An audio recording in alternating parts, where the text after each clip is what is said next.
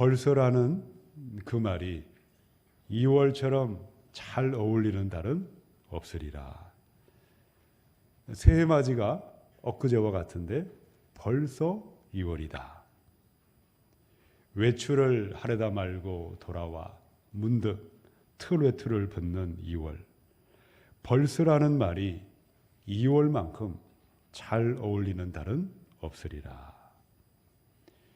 오세영 시인의 2월의 시의 한 소절을 읽어드렸습니다. 벌써 1년에 365일 중에 40일이 훌쩍 지나가 버렸습니다. 소환, 대안도 지나고 입춘도 지났습니다. 이제 곧 파릇파릇 새싹이 웅터오는 새 봄을 준비하는 2월입니다.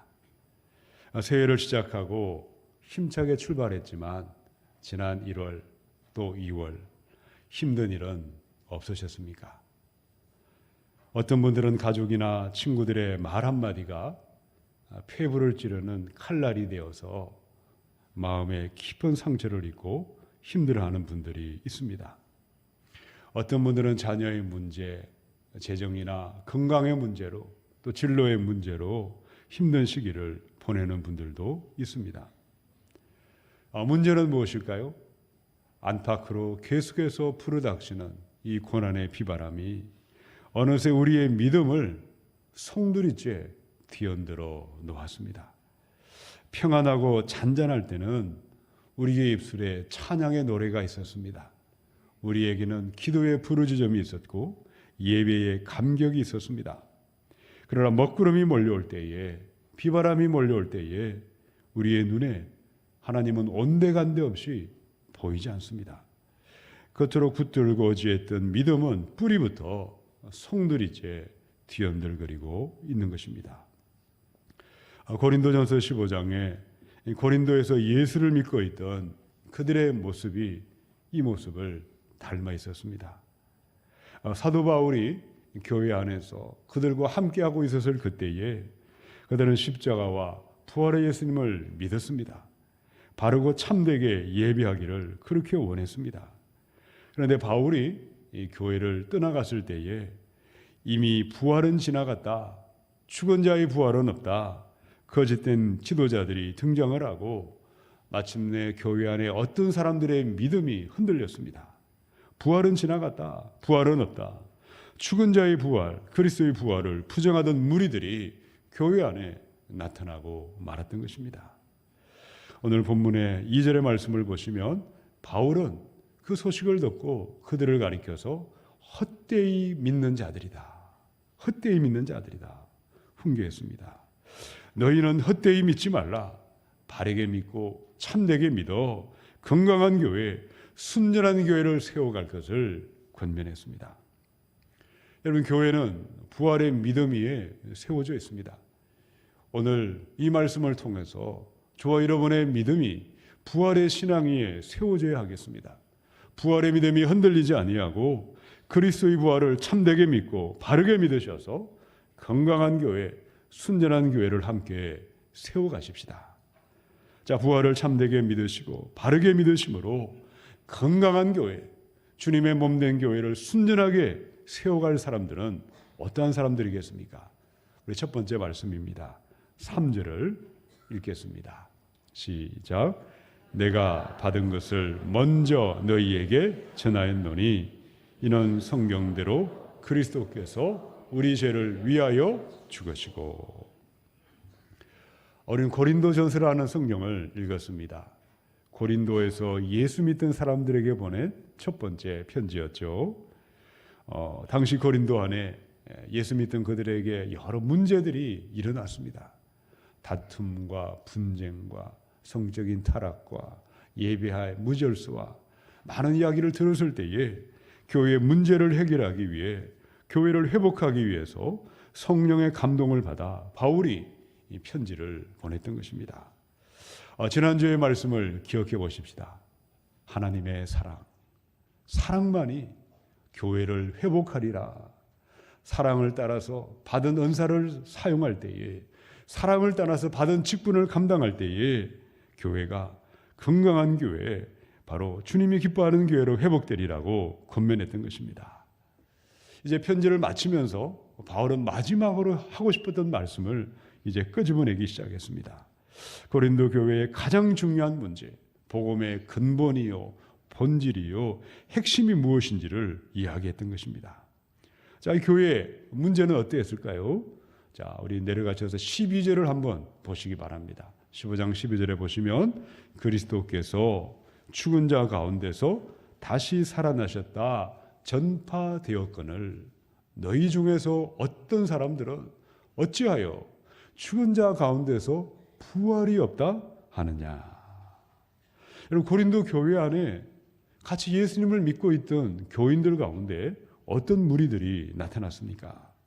죽은 자 가운데서 부활은 없다. 도대체 이들은 누구였을까요? 왜 교회 안에 부활의 복음을 부정하고 불신하고 남들에게 퍼뜨리던 자들이 나타나고 말았을까? 요즘 우리 시대는 종교다운주의 시대입니다.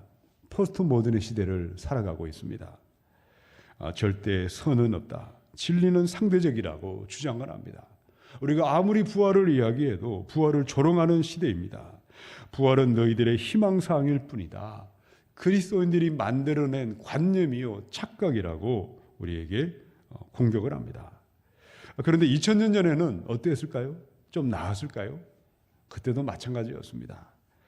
당시에 많은 사람들은 헬라 문화가 그 많은 사람들의 마음과 생각과 사상과 가치관을 지배하고 있던 시대였습니다.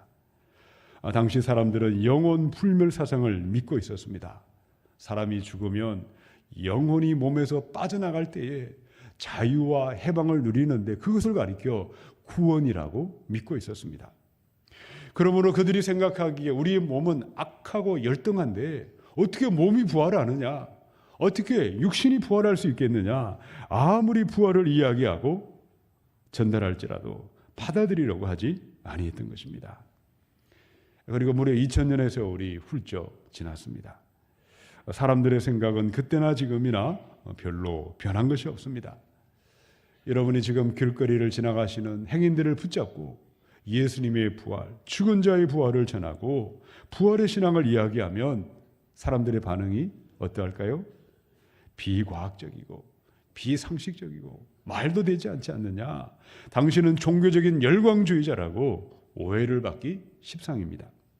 자, 그런데 3절의 말씀을 보십시다. 바울은 이 부활 사건에 대해서 어떻게 선포를 했을까요? 내가 받은 것을 먼저 너희에게 전하였느니라. 부활의 메시지는 바울이 독창적으로 만든 것이 아니었습니다. 부활은 내가 전해받은 것이다. 부활은 내가 받은 가장 중요한 것이다. 누군가가 사건을 보았습니다. 그 부활을 본 그가 부활의 사건을 전달해 주었습니다. 전달받은 그 사람이 또 누군가에게 부활의 복음을 전달해 주었고 또 전달해 주어서 마침내 나에게, 바울에게도 부활의 예수가 전달이 되었으며 나는 그것을 믿고 있으며 나는 그것을 받아들였다고 고백했던 것입니다. 마가복음의 16장 9절에서 11절에 보면 최초의 부활의 목격자가 나오죠. 예수께서 안식 후 첫날 이른 아침에 살아나신 후 전에 7 귀신을 쫓아내어 주신 막달라 마리아에게 먼저 보이시니 마리아가 가서 예수와 함께하던 사람들이 슬퍼하며 울고 있는 중에 이 일을 알림해 그들은 예수께서 살아나셨다는 것과 마리아에게 보이셨다는 것을 듣고도 어떻게 했죠? 믿지 아니하니라. 듣고도 믿지 아니하니라. 부활하신 예수님을 만난 최초의 목격자는 막달라 마리아였습니다. 예수님이 운명하신 지 3일이 지났죠. 무덤에 가서 시신의 향품을 바르기 위하여 이른 새벽에 무덤을 찾았습니다. 근데 무덤에 문이 열려 있었고 이른 새벽 부활하신 예수님을 만났습니다. 내가 예수님을 보았습니다. 부활의 주님을 만났습니다. 마리아는 입을 열어 부활의 예수님을 전하고 선포했지만 사람들은 그녀의 말을 믿으려고 하지 아니했던 것입니다. 자, 그런데 계속해서 또 다른 부활의 증인들이 나타나고 또 나타났습니다. 요한복음 20장의 18절 19절입니다. 막달라 마리아가 가서 제자들에게 내가 주를 보았다 하고 또 주께서 자기에게 이렇게 말씀하셨다 이르니라. 이 날 곧 안식 후 첫날 저녁 때에 제자들이 유대인들을 두려워하여 모인 곳에 문들을 닫았더니 예수께서 오사 가운데 서서 이르시되 너희에게 평강이 있을지어다. 사망 곳에 계시고 부활하신 예수님 많은 증인들 앞에 나타나셨죠. 막달라 마리아에게 나타나셨습니다. 베드로와 12 제자들이 모인 그곳에 나타나셨고 한꺼번에 500명이 모인 그곳에 일시에 나타나셨습니다. 그들이 전한 부활의 사건은 허구가 아니었습니다. 그들이 경험했던 실제 사건이었습니다. 자, 그 사건에는 목격자들, 증인들이 있었습니다. 증인들의 말을 듣고 받아들일 때에 예수의 부활은 나의 부활이 되게 하셨습니다. 생명과 평강의 삶으로 인도함을 받게 하셨고 마침내 그들을 통하여 건강한 교회, 주님의 몸된 교회를 세워가시는 줄로 믿습니다. 자, 그런데 또 어떤 사람들이 있었을까요? 마태복음 28장에 보시면 11절 13절에 여자들이 갈 때 경비병 중 몇이 성에 들어가 모든 된 일을 대제사장들에게 알리니 그들이 장로들과 함께 모여 의논하고 군인들에게 돈을 많이 주며 이르되 너희는 말하기를 그의 제자들이 밤에 와서 우리가 잘 때에 그를 도둑질하여 갔다 하라. 이런 부활을 목격했던 정인들, 부활의 목격자들 가운데는요, 무덤의 문을 지키고 있던 경비병들이 있었습니다. 그들도 천사를 보았습니다. 무덤의 문이 열리는 것을 보았고 부활의 주님을 보았지만 그들은 어땠을까요? 많은 돈을 받고 시체를 훔쳐갔다고 거짓된 말을 퍼뜨리고 다녔던 것입니다. 무엇이 진실일까요? 누구의 말이 사실이라고 받아들여야 하겠습니까? 막달라 마리아와 베드로와 12 사도와 500여 형제들, 그들이 전해준 부활의 복음을 받아들이시고 믿음으로 영접하시기를 원합니다. 이런 부활은 바울이 만든 소설책 속의 이야기가 아닙니다. 바울이 만든 창작물이 아닙니다. 그가 받은 최고의 메시지였습니다. 복음의 본질이요, 핵심이요, 근본이요, 가장 중요했던 모든 것이었습니다. 우리는 부활을 믿고 있습니다. 무엇에 근거하여 부활을 믿고 있습니까? 부활을 목격했던 최초의 증인들이 있었습니다. 입에서 입으로 전해진 그 말씀을 믿는 사람들, 그 말씀을 받아들일 때에 부활의 주님은 우리와 함께 하십니다. 그러나 부활의 사건을 보고도 거절하는 사람, 의심하고 믿지 않기로 선택하며 결정할 때에 절망과 좌절은 그들의 삶에 결코 떠나가지 않는 것입니다. 요한복음의 20장 28절로 29절입니다. 도마가 대답하여 이르되 나의 주님이시요 나의 하나님이시니이다. 예수께서 이르시되 너는 나를 본고로 믿느냐? 보지 못하고 믿는 자들은 복되도다 하시니라.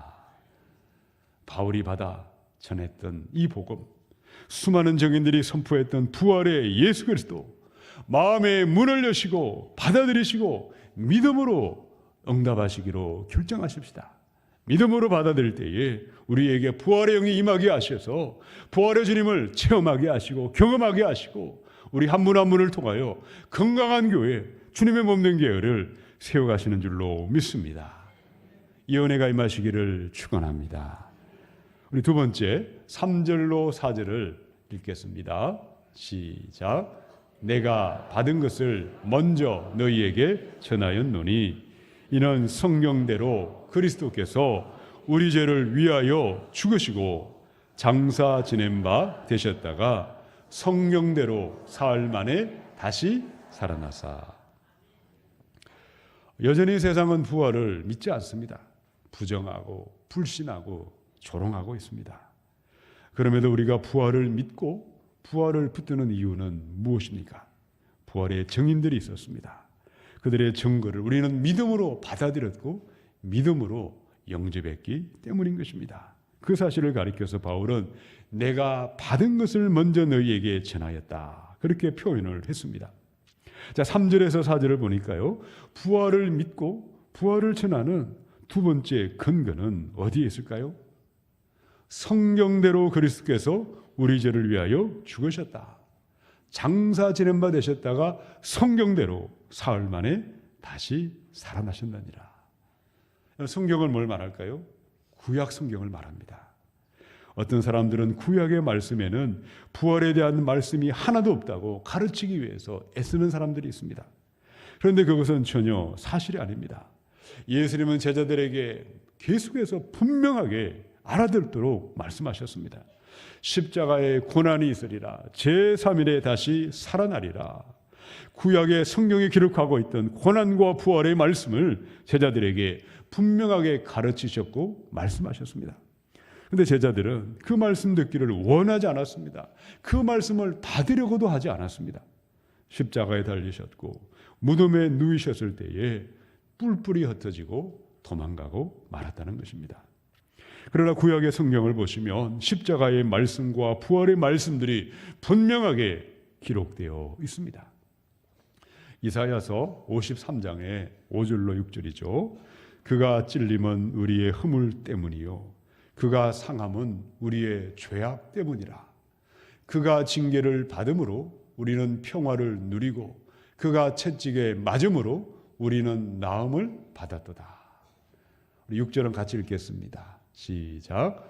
우리는 다 양 같아서 그릇 행하여 각기 제 길로 갔거늘 여호와께서는 우리 모두의 죄악을 그에게 담당시키셨도다.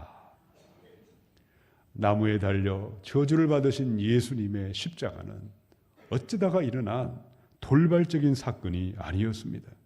우연히 발생한 해프닝도 아니었습니다. 영원 전부터 하나님의 섭리 가운데 준비한 하나님의 계획하심이었습니다. 오래전 선지자의 입을 통해 예언하신 말씀의 성취가 십자가였습니다. 부활은 어떠할까요? 시편의 16편의 10절입니다. 주께서 내 영혼을 수월에 버리지 아니하시며 주의 거룩한 자를 멸망시키지 않으실 것임이니이다. 시편의 49편의 15절입니다. 그러나 하나님은 나를 영접하시리니 이러므로 내 영혼을 수월의 권세에서 건져내시리로다. 아멘. 이 부활의 사건 또한 다윗이 성령의 감동을 받아서 수월에서 무덤에서 다시 살아나리라 예언하신 말씀의 성취가 부활 사건이었습니다. 시편의 16편의 말씀은 베드로가 오순절날에 성령의 감동을 받아 죽으시고 부활하신 예수님을 증거했던 그 유명한 베드로의 설교의 본문이었습니다. 하루에 3,000명이 회개하고 죽으시고 부활하신 예수님을 그리스도요 하나님으로 믿고 영접했던 바로 그 본문의 말씀이었습니다.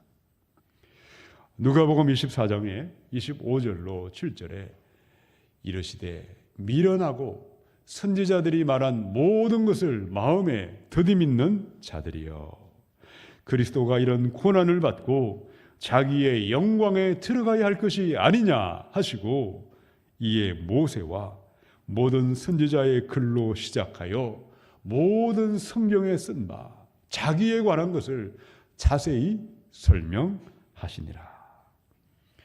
3일 만에 부활하신 예수님께서 부활한 그날 저녁에 엠마오의 제자들에게 나타나셨어요.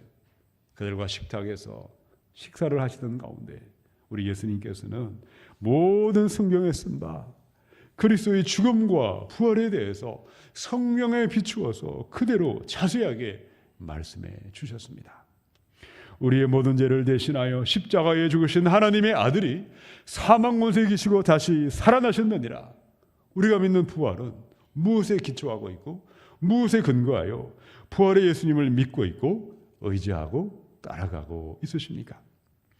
그리스도의 죽음과 부활은 성경대로 구약의 선지자들이 예언하신 그대로 일어난 사건이었습니다. 우리는 성경대로 십자가를 믿는 사람이요 성경대로 부활의 예수님을 믿고 있습니다. 성자 하나님이신 예수님을 성령 하나님의 능력으로 일으키시고 다시금 살리신 분은 아버지 하나님, 성부 하나님이십니다. 욥기 19장 25절로 26절은 욥의 신앙의 고백이었습니다. 함께 읽겠습니다. 시작. 내가 알기에는 나의 대속자가 살아계시니 마침내 그가 땅 위에 서실 것이라. 내 가족이 벗김을 당한 뒤에도 내가 육체 밖에서 하나님을 보리라. 아멘. 동방의 의인이었던 욥의 믿음은 부활신앙이었습니다. 내 가족이 벗김을 당한 뒤에도 내가 육체 밖에서 하나님을 보리라. 부활의 하나님을 믿었고 부활의 믿음을 고백했던 것입니다. 아브라함은 어땠을까요? 100세 얻은 그 아들 이삭을 모리아산에 바칠 때에 비록 내 아들이 죽는다 할지라도 하나님은 다시금 살리리라. 부활의 하나님을 믿었던 것이 아브라함의 믿음이었습니다. 다윗과 수많은 믿음의 선진들은 말씀대로 부활의 하나님을 믿었고 부활의 하나님을 경배했습니다. 성경대로 십자가를 믿으십시다. 성경대로 부활하신 예수 그리스도를 믿으심으로 말미암아 주님의 교회를 건강한 교회로 세워가시고 부활의 영광 가운데 나타날 수 있기를 축원합니다. 우리 세 번째 말씀입니다. 5절에서 8절까지를 읽겠습니다. 시작. 게바에게 보이시고 후에 12 제자에게와 그 후에 500여 형제에게 일시에 보이셨나니 그 중에 지금까지 대다수는 살아있고 어떤 사람은 잠들었으며 그 후에 야고보에게 보이셨으며 그 후에 모든 사도에게와 맨 나중에 만삭되지 못하여 난 자 같은 보이셨느니라. 아멘. 때때로 부활의 말씀을 선포하면 희한한 질문을 받을 때가 있습니다. 목사님, 부활절도 아닌데 왜 부활의 말씀을 전하십니까? 죄송하지만 그분은 그리스도인이 아닐 수 있습니다. 절에 가서 예불을 드리거나 교회당에 와서 예배를 드리거나 종교 생활을 하고 있는 사람일 수가 있습니다. 왜 우리가 매주일 모여서 예배하고 있을까요? 왜 찬양하고 말씀을 듣고 기도하며 하나님께 나아가는 것입니까? 매 주일은 작은 부활절로 기념하는 것입니다. 예수님의 고난의 사순절을 묵상하는 40일 계산할 때도 주일은 계산하지 않습니다. 부활이 없는 기독교는 본질과 핵심과 근본을 잃어버린 껍데기에 불과한 것입니다. 오늘의 이 편지를 기록했던 바울의 삶이 그러했습니다. 부활의 주님을 만나기 전에 그도 철저한 종교 생활을 하고 있던 사람이었습니다. 오늘 읽었던 5절로 8절에 바울은 부활의 주님을 만났던 많은 증인들에 대해서 이야기를 했습니다. 게바에게, 베드로에게 나타나셨느니라. 12 제자와 500여 형제에게 일시에 나타나셨느니라. 그들 중 대다수는 살아있지만 어떤 이들은 이 땅을 떠났느니라. 그 후에 주님의 친동생 야고보에게 나타나셨고 맨 나중에 만삭되지 못하여 난 자 같은 내게도 보이셨느니라. 이런 바울의 오늘의 말씀 가운데 가장 중요한 것은 무엇이겠습니까? 8절에 있습니다. 내게도 보이셨느니라. 내게도 나타나셨느니라. 내가 만난 부활의 주님, 내게 나타나신 부활의 예수님만이 내가 전하는 이 부활의 복음의 최고의 확증이요, 최종적인 확증이라고 선포했던 것입니다. 원래 바울은 어떤 사람이었을까요? 빌립보서에 보면 3장의 5절로 6절입니다. 나는 8일 만에 할례를 받고 이스라엘 족속이요 베냐민 지파요 히브리인 중에 히브리인이요 율법으로는 바리새인이요. 교회를 열심으로는 교회를 박해하고 율법의 의로는 흠이 없는 자라. 부활하신 예수님을 만나기 전에 바울은 철저한 종교 생활을 하고 있었습니다. 열심히 특심한 사람이었습니다. 근데 하나님의 눈에 비친 바울의 삶은 어땠을까요? 살아있으나 그는 죽어있는 사람이었습니다. 내게도 보이셨느니라. 사망 권세에 계시고 부활하신 예수님을 만나기 전에 바리새인이었던 바울의 기도 생활, 그의 예배 생활, 영적인 것이라 생각했던 그의 모든 삶은 하나님의 원수였고 마귀의 종으로 살았고 살아있으나 죽어있었고 십자가의 원수였습니다. 그런데 바울이 무엇이라고 고백을 했을까요? 부활의 주가 내게도 보이셨느니라. 부활의 주가 내게도 나타나셨느니라. 부활신앙은 어떻게 바울의 믿음이 되었을까요? 부활의 교리를 배워서 된 것이 아니었습니다. 지식을 습득해서 된 것도 아니었습니다. 부활의 주가 내게 보이셨느니라. 부활의 주가 내게 나타나셨느니라. 성령님이 임하실 때에, 성령이 오실 때에 십자가와 부활의 말씀이 믿어지도록 역사하십니다. 성령을 받은 사람들이 매일매일 성령님의 뜻에 순종함이 있을 때에, 성령의 인도함을 구하며 성령의 인도함을 따라갈 때에 매일매일 살아계신 부활의 하나님은 임마누엘로 친히 함께 하십니다. 나를 사랑하시고 나와 동행하시고 내 안에 그 하심을 누리며 경험하도록 역사하십니다. 예수님의 영으로 날마다 내 영이 살아있는 사람들, 오늘 이 땅에서 지금 여기에서부터 부활의 주님과 함께 항상 살아 부활의 삶을 누리며 경험하는 것입니다. 죄와 저주와 죽음으로 탄식하는 수많은 생명을 부활의 생명으로 인도하는 사람들이요, 건강한 교회를 세워가게 하실 줄로 믿습니다. 그러나 한때는 부활의 복음을 믿었습니다. 한때는 믿음의 모습도 있었습니다. 예배하기도 하고 찬양하고 기도하며 심지어 교회의 지도자의 자리에 직분까지 받았습니다. 그런데 어떤 일들이 일어나고 또 앞으로 일어날까요? 디모데후서에 보시면 2장의 16절로 18절입니다. 망령되고 헛된 말을 버리라. 그들은 경건하지 아니함에 점점 나아가나니 그들의 말은 악성 종양이 퍼져나감과 같은데 그 중에 후메네오와 빌레도가 있느니라. 진리에 관하여는 그들이 그릇되었도다. 부활이 이미 지나갔다 하므로 어떤 사람들의 믿음을 무너뜨리느니라. 매일매일 순간순간 성령님이 함께하지 아니할 때에 그 사람은 살아있는 것 같은데 죽어 있는 사람입니다. 바울 시대에 교회 지도자의 자리에 앉아 지도자의 직분도 받았지만 후메네오와 빌레도와 그들의 이름을 기억해야 되겠습니다. 부끄러운 이름, 수치스러운 이름, 최악의 이름으로 오고 오는 세대에 영원토록 그들의 이름은 이 성경에 바로 부끄러운 이름으로 기록되고 말았던 것입니다. 고린도전서 4장의 8절에 보면 너희가 이미 배부르며 이미 풍성하며 우리 없이도 왕이 되었도다. 고린도 교회 안에 불경건한 지도자들이 나타났을 때에 불경건한 교인들, 불경건한 추종자들도 나타날 수밖에 없었다는 것입니다. 매일매일 가난하고 낮은 마음을 사모하십시다. 그 겸손한 마음으로 성령의 인도함을 구하시고 성령의 인도함을 따라가십시다. 우리 안에 성령의 인도함이 사라질 때에, 성령의 뜻을 알고도 거역하고 있을 때에 부정적인 마음, 육신의 마음을 쫓아가고 있다면 멸망과 심판만이 우리의 삶에 기다리고 있을 것입니다. 미국의 짐 베이커라는 목사님을 알고 계십니까?